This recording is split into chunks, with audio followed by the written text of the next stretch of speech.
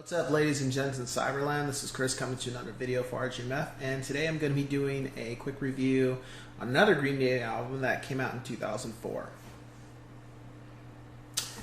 American Idiot.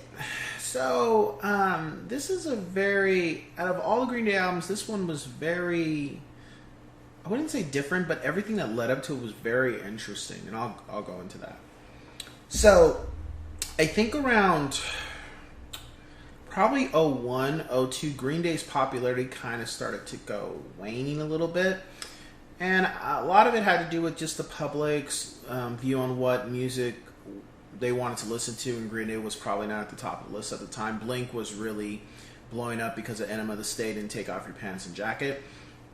So Green Day had released Warning in 2000, and it wasn't a big hit. It was kind of a sleeper, or I guess disappointing for sales-wise compared to Nimrod and Dookie and Insomniac. And at that time, the band also was having personal issues, which I'll get into that later. But it was pretty evident because I remember when I went to the Pop Disaster Tour just to see them and Blink and Jimmy Eat World. And Jimmy Eat World, I had never heard of them before, and I became a fan of theirs after just seeing them live. That was just an amazing show. I still remember that. It was only like 35 minutes or 40 minutes. And then all of a sudden, Green Day came on next, and a lot of people, including myself, were like, Blink may have sold more, may be bigger right now in regards to the radio and television, but when it comes to playing on stage, they should not be the last band to play. It should have been Green Day. That, to this day, I think that was a huge misstep. They shouldn't have done that because Blink is not a bigger band than Green Day, even though Blink's albums were selling more at the time. They were just bigger in regards to sales.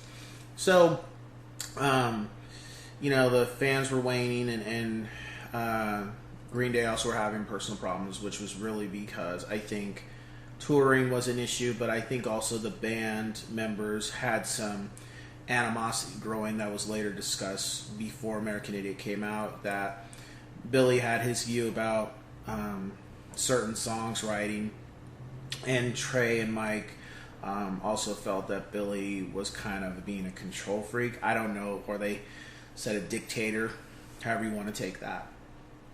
So there was a little bit of a standstill to where I think lack of communication that may have been affecting the work that was that was coming out, or what could have came out. And then we factor in that when the band did get together and sort out their issues, they were recording the follow-up to Warning, which was going to be Cigarettes and Valentines. And apparently the tracks got stolen, or they went missing, or to this day that story has never been fully brought out to what happened to the tracks. And I'll get into that. Personally, this is what I think happened. I think the songs that they had done for Cigarettes and Valentines, it wasn't up to par. I wouldn't say it was worse than Warning, but it wasn't going to get them back on the radio kind of thing, or get the type of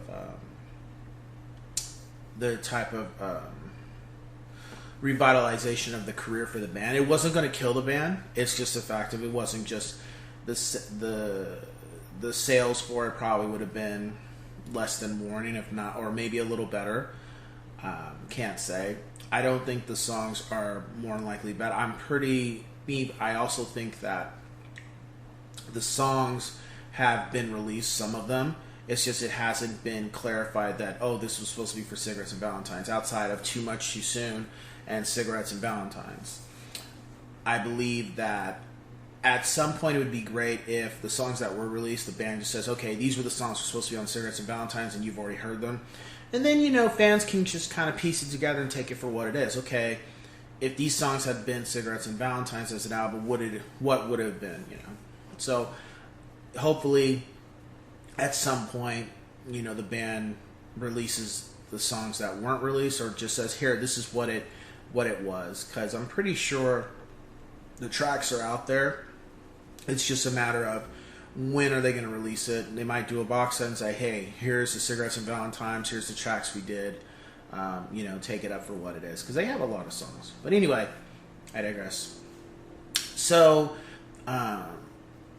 American Idiots being worked on.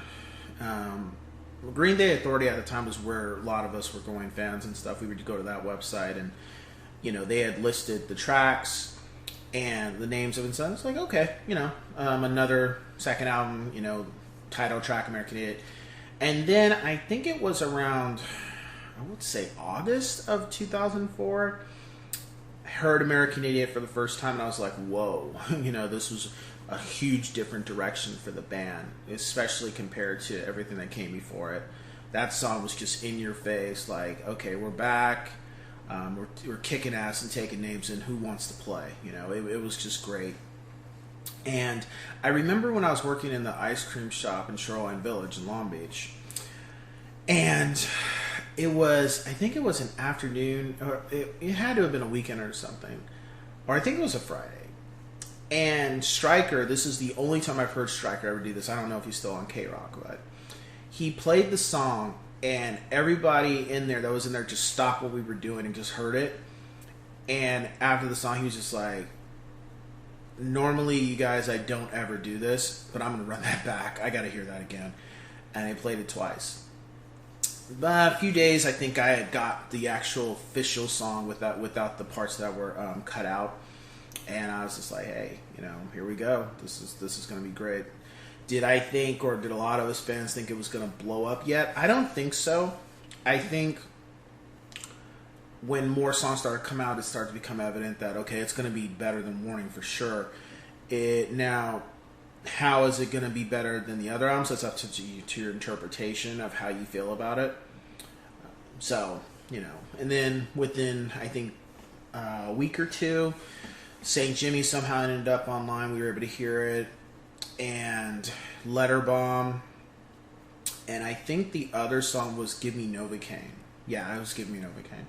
And then, of course, Boulevard Broken Dreams wasn't out yet. So then, we're getting close to September. Guess when the album's going to drop. And all of a sudden, and I already pre-ordered mine. Like a lot of us had ordered the big booklet one, not the CD case, the big booklet case, because it was it was a little bit more pricey, but not that much, and it had a lot of artwork and stuff. So we're like hardcore fans, we want that. And I remember it was a Sunday, and all of a sudden the Green Day Authority board is just blowing up like crazy. I'm just like, okay, what's going on? And apparently a bunch of random fans had got the official album, sent to them 2 weeks in advance. Can't make this stuff up. This literally did happen. It's to this day. It's some people forget it, but I remember that moment because everybody was like, "Oh, okay," torrents and people downloading stuff, and I'm like, "Okay, what do you have to say about this one, Reprise?" Warner, because how did you who set to ship this many albums out? And then lo and behold, a bunch of us who didn't have it yet, we're waiting for our copy to show up. And I didn't get mine until I think the day of. But I was like, well, I'm going to listen to it for right now. And got through American Idiot. Jesus Suburbia was just like, that song blew me away. I never thought that the band would do that. I mean, Pink Floyd's done an album, done a song like that with Wish You Were Here and stuff. So it's not the first time I haven't heard something like that. But it was just the fact that they were the ones that, Green Day were actually doing it themselves. Great song. Holiday I had already heard prior live when they did a showing on Yahoo way back with American Idiot. So I heard that, so I was like, okay, cool, sounds great. And Boulevard Broken Dreams, now that was like another big one. I was like, okay, if they do this as a single, this is going to be a big song. Sometimes you can just tell for your band like what songs are really going to make them shine. And then Are We Waiting? It's cool. Like it, but it's not one of my favorites. It's just listenable. St. Jimmy heard it. Give Me Novacaine heard it. So that's cool. Shift Your Rebel was cool. Extraordinary Girl was different. That reminded me of taking a different approach. It reminded me of how they did with Misery on Warning. And then Letter Bomb, had already heard it, so that was cool. Waking Up When the September Ends, I was shocked that Billy actually wrote that because, his situation with his dad is a touchy subject, but he did it, So it was a good song. It does stand out. It's not one of my top favorites, but it does stand out. Then Homecoming, same thing, another rendition. And that one was really cool because you actually heard Mike sing a lead track, which was his song "Nobody Likes You." There's a snippet at the beginning of Letter Bomb with the female singing that part, but then he actually sings the actual lead for it. So that was really cool. And then hearing Trey sing a lead too, that was great too. And I really hope at some point Mike takes a lead song on one of the albums that they come out with. Maybe not Father of All Motherfuckers, but maybe something after that. It would just be good to just hear him sing a track on an album and not a B-side like he did with American Idiot. That would be really cool. He's got the chops for it. He has good chops. And then last song is Whatsername, so that was cool. So I listened to it. I think I listened to it that day, all day, until it was time to get ready for Cal State. Drove to Cal State playing it, and I remember people coming up to me and were like, "Who is that? How did you get it?" kind of thing. And I wanted to be like the Don Cheadle, like, "Don't you worry about all that." But I just told them about it, and they were a lot of people that we never would have talked. It was interesting to see the interaction, how we talked about the band and how they were excited, because they didn't really care for Warning. Some of them did, but it was nice. It was just a few people, so it was pretty cool. And album drops, and it just blows up. I think it blew up for a lot of people because they didn't know anything about the band, and I think Boulevard and American Idiot particularly really got a lot of people's attention. And the people who took the opportunity, heard the whole album, bought it or acquired it. The only thing that was a little annoying was just the fact it's just interesting when bands have been around for 20 years and then people think they're brand new. I just remember like what Andre from Outkast said when they got an award for Stankonia, and they were like, Stankonia is not our first album, it's our fourth album due to history. And it's just amazing, like, to this day, there's always groups that will come out and they've been out for a long time, and people are like, "Oh, they're brand new." I'm like, no, they're not brand new. I was like, you have a computer, look them up, So, with that being said, I would give this album 5 out of 5 yes sirs. Wasn't anything on the album I didn't like. To this day, it's one of my top 5 Green Day albums. It's kind of hard to say that because they got so many now, so it's hard to, level it. It's not better than Insomniac to me, and I think I like it. No, Nimrod and Dookie, yeah.